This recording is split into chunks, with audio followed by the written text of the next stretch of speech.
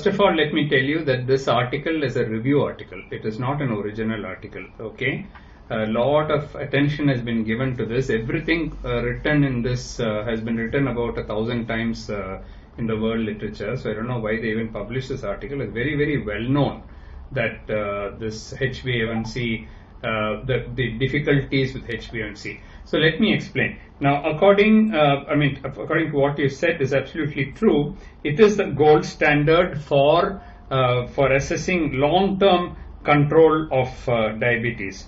However, it is not the gold standard for diagnosis of diabetes. That is what is meant. So I'll explain the difference between the two.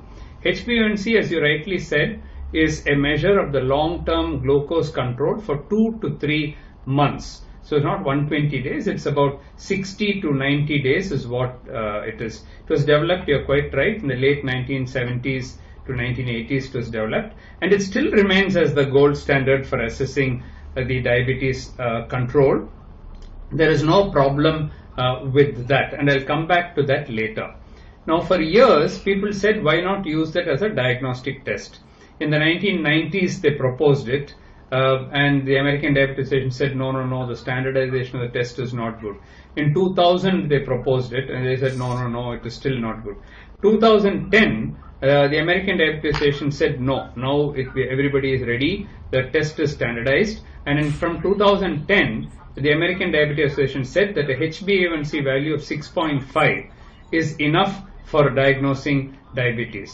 The moment that was published, I published an original report based on thousands of patients who, not from the clinic, from the epidemiological studies, and this was published in their own journal, in Diabetes Care, criticizing it, and I said glucose still remains as the best test for diagnosis, either a fasting glucose or an oral glucose tolerance test, 2-hour value, should remain the gold standard. And in that paper, which was published immediately after the American Diabetes Association published it, I showed them how if you use the HbA1c for diagnosis, you will miss many cases and you will wrongly diagnose many cases. They were good enough to publish it, and they said, yes, we welcome this counterpoint. However, we will see, the problem is that in US, they don't have the patience to wait for 2 hours after a glucose tolerance test.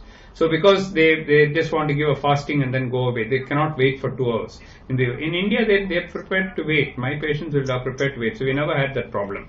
So because of that, they didn't want the gold standard test, which is the OGTT. I'm still talking about diagnosis of diabetes, not control of diabetes. So the American Diabetes Association then said that HbA1c can be used not only for diagnosis of diabetes, but also for pre-diabetes. So below 5.6% HbA1c is normal. 5.7 to 6.4 they said was pre-diabetes, and 6.5% and above is diabetes. That is what they said.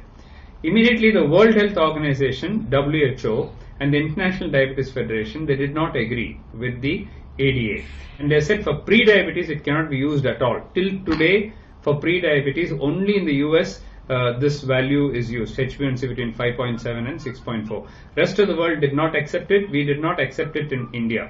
In fact, in India, we did not accept HbA1c even for diagnosis of diabetes, because just like in the US, they said in 1990 that the labs were not yet ready. In India, the labs are not ready. If you send your HbA1c to 3 labs, you will get 3 different results. In one you will be normal, in one you will be pre-diabetic, and one you will be diabetic.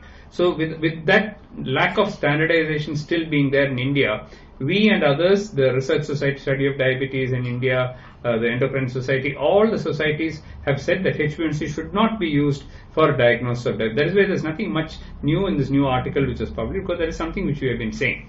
Now, for diagnosis of diabetes, either a fasting glucose above 126 for diabetes and between 110 and 125 for pre-diabetes, or an OGTT, the oral glucose tolerance test at 2-hour value, above 200 is diabetes, from 141 to 199 is pre-diabetes. So that remains as a gold standard. HbA1c can be used in addition to these two, but not as a single test. Now, many years ago, we published several studies Unfortunately, most of them are not, none of them in fact are quoted in this paper, which in this publication.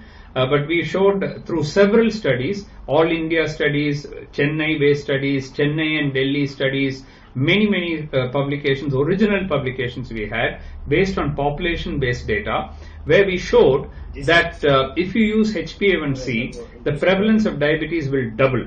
For example, you know about the ICMR INDIAB study. In the ICMR INDIAB study, we use the gold standard OGTT. With that, the number of people in India comes to 101 million people. When the NCD risk study, which is based out of London, they used HbA1c to find out the prevalence across the whole world.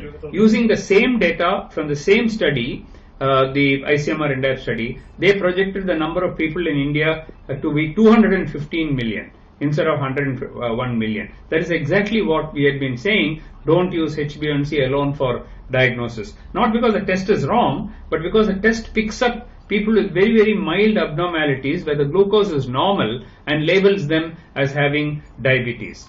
So to cut a long story short, HbA1c for a diagnosis of diabetes is not a good test. It is a very good test for assessing control of diabetes.